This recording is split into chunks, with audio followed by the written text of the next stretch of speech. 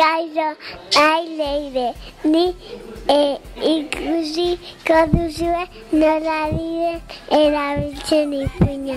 Dira irakurtzeko eta horrelako gauza. Gustatzen zen liburuak irakurtzea eta ipuinak eta ohean joanaren irakurtzen. Liburu bat ari naiz zenean irakurtzen nire logelan, sentitzen du laitasun asko. Irakurtzea oso polita da. Ez da bakarrik mate eta gauza horiek. Irakurtzea ere asko laguntzen du bizitzan. Ni zengaiago mailakoekin joango naiz ikustera. Hori, bostaren eta konzertira no quiero comer.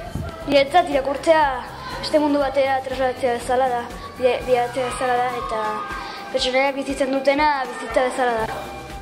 If you have any problem, you can read a book and you forget the problems.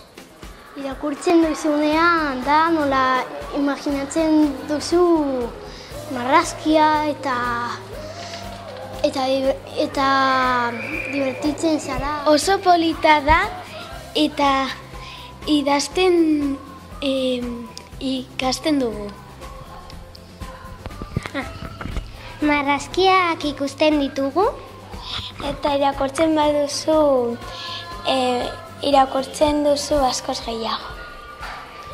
Nirentzat irakurtzea bizitza da.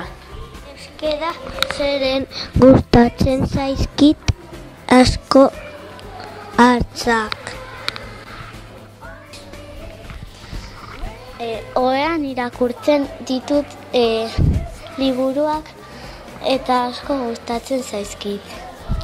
Nire ustez irakurtzea denbora pasa bat da, baita ikasbide bat ere. Irakurtzean beste mundu batera jaten zarela ematen du. Adibidez, Stilton irakurtzen baduzu abentura asko bizitzen dituzu. Gainera gustatzen bazaizu asko divertitzen zara. Nik liburua gustatzen zaizkit irakurtzea bidaiatzea bezalakoa delako.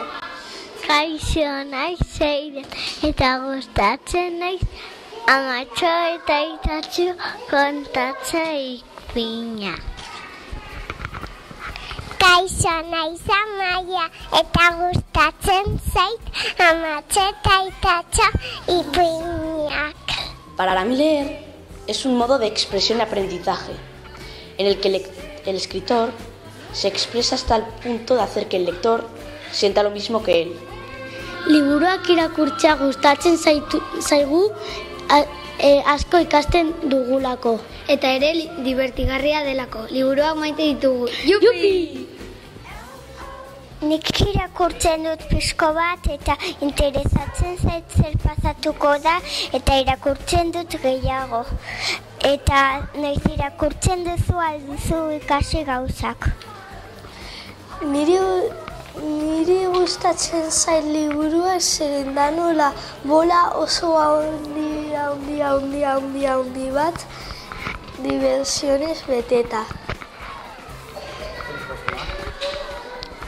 Zergatik horrela izaten garenean handiak irakurriko dugu ongi. Eta gustatzen zaigu asko. Nire gustatzen zaizkit liburuak irakurtzea oso eredua hartu duzulako hortik gauza onak egiteko eta ez gauza txarrak egiteko.